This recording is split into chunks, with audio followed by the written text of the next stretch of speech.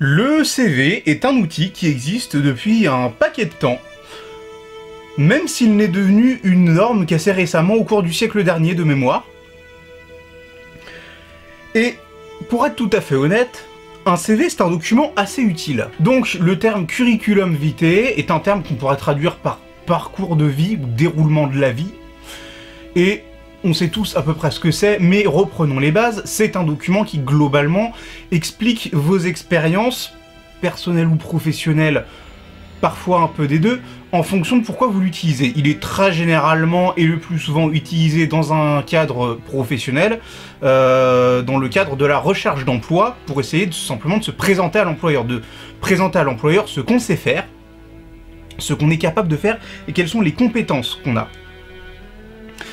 Une forme plus ancienne était, alors j'ai pas retenu le nom exact, mais consistant en une forme de lettre de recommandation de la part du précédent employeur qui attestait de la qualité et des compétences de l'employé.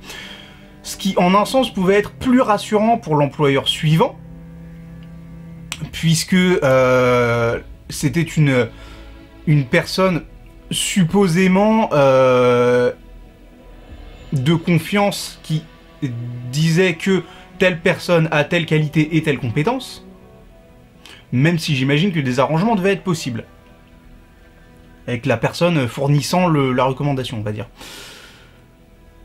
Ça avait un défaut qui vous paraîtra, je pense, à tous évident, c'est que quelqu'un qui n'a jamais fait aucun travail, il va avoir du mal à trouver. Alors, c'était pas forcément un problème colossal à cette époque, parce que c'était une époque où, dans l'ensemble, on commençait sa carrière en reprenant une affaire familiale. On était déjà introduit simplement en fait par son environnement familial à minima, voire même on travaillait directement dans l'entreprise familiale ou dans l'entreprise où travaillait le reste de la famille, ou du moins la ligne patriarcale, puisque on parle d'une époque où il n'y avait pas encore beaucoup de femmes qui travaillaient. Donc, les choses marchaient tout de même assez bien. À partir du moment où on a commencé à vouloir se détacher du carcan familial et faire des choix plus individuels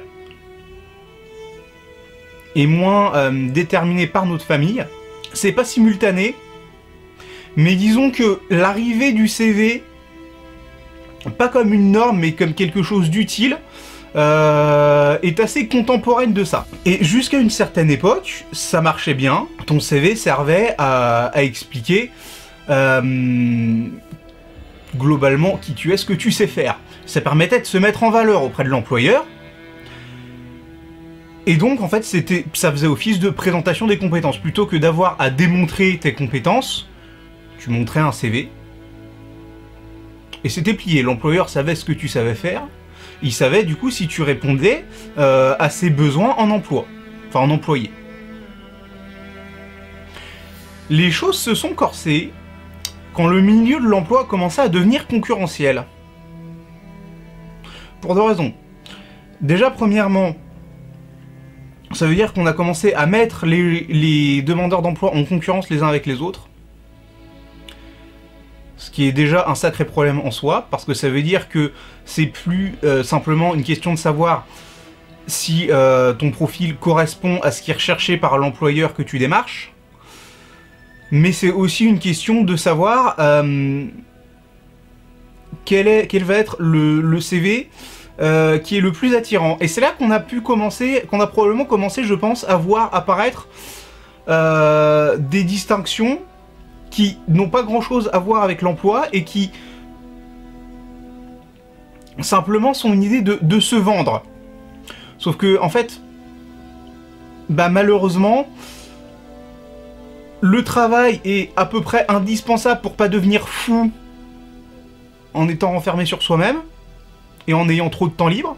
Je sais de quoi je parle. Et surtout, gagner de l'argent, c'est indispensable pour pouvoir vivre correctement, pour pouvoir vivre décemment. Donc finalement, trouver un travail, c'est pas une option, c'est un prérequis pour avoir une vie correcte. Donc dans cette optique-là, mettre les gens en concurrence pour du travail, c'est pas forcément une bonne idée. Et ça, bon, malheureusement, on pourra presque considérer ça en fait comme finalement une conséquence de plus de l'apparition du chômage et de la dégradation de nos sociétés. Finalement, on pourra presque plus considérer ça comme une conséquence que comme un problème originaire et comme un problème en soi. Le vrai gros problème, c'est quand on a commencé à arrêter de voir les gens. Quand on a voulu rationaliser l'embauche, et qu'on a créé d'immenses sections de gestion de ce qu'on appelle en plus les ressources humaines, parce que vous êtes plus un travailleur, vous êtes une ressource, vous êtes même plus humanisé, vous voyez. Et qu'on a commencé dans ces sections de ressources humaines à ne plus rencontrer les gens. Alors, d'un côté, on va me dire oui, mais avec tout le chômage qu'il y a, ça fait beaucoup de gens à rencontrer et ça fait quand même beaucoup de travail. Très bien qu'à cela ne tienne, je vais vous rétorquer une chose. Si ça fait beaucoup de travail, ça veut dire que ça fait beaucoup de travail à faire. Donc potentiellement, beaucoup de travail pour des gens qui seraient au chômage. Alors je sais que c'est pas aussi simple que ça, qu'il y a une formation à avoir, mais je pense qu'une formation en gestion des ressources humaines, si c'est juste pour tenir des entretiens, pour évaluer des candidats à un poste, je pense qu'on peut y former des gens assez simplement. Je me trompe peut-être, hein, je dis peut-être de la merde. Mais là, comme ça, juste par le bon sens, ça me paraît quand même pas être la chose la plus technique à laquelle former quelqu'un. On recherche pas un ingénieur, quoi. Donc, une petite formation, c'est sûr, c'est un coût, hein. Mais pour garantir le bon fonctionnement d'une société, ça me paraît pas non plus être délirant. Et à partir du moment, du coup, où on a cessé de voir, où on a cessé de rencontrer les gens de manière, je dirais, systématique, enfin, je sais même pas en fait si on a vraiment rencontré les gens de manière systématique. Mais enfin, je pense qu'à une époque où la demande d'emploi était suffisamment basse, il devait être courant, à mon avis, de faire des entretiens d'embauche. Là, les gens se sont dit, bah oui, mais voilà, faire un entretien, c'est long, alors du coup, on va juste éplucher des CV et arrêter de rencontrer les gens. Et c'est con, parce qu'un CV, c'est juste un texte, ça permet pas de savoir qui est la personne qui est derrière le CV. Et c'est un vrai problème, croyez-moi, je pense que une des plus grandes choses qui font que moi j'ai autant de mal, et même qu'il m'est presque impossible de trouver un emploi saisonnier en été aujourd'hui, à tel point que j'ai littéralement abandonné la quête pour faire ces vidéos, pour faire des vidéos à la place, ce qui est beaucoup plus constructif et qui m'aide beaucoup, qui est beaucoup plus constructif et qui m'aide, enfin qui m'est beaucoup plus bénéfique, je trouve, plutôt que de perdre du temps à chercher un emploi que je ne trouverai pas. Enfin bref, ce n'est pas le sujet.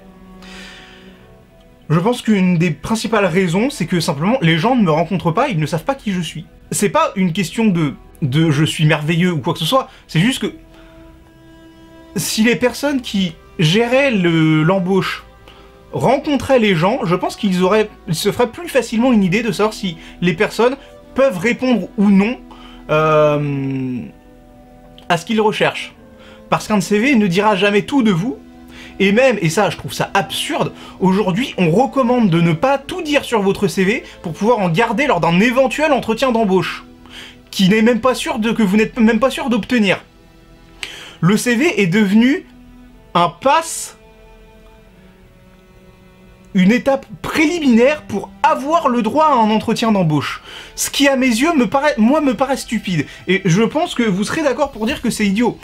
Parce que sans entretien d'embauche, c'est rejeter quelqu'un sans l'avoir rencontré, moi ça me paraît absurde. Parce que c'est-à-dire que vous rejetez quelqu'un dont vous ne savez globalement rien en fait. Mais malgré tout, il y a quelque chose d'encore pire. Parce que, aujourd'hui, votre CV n'a plus aucune valeur.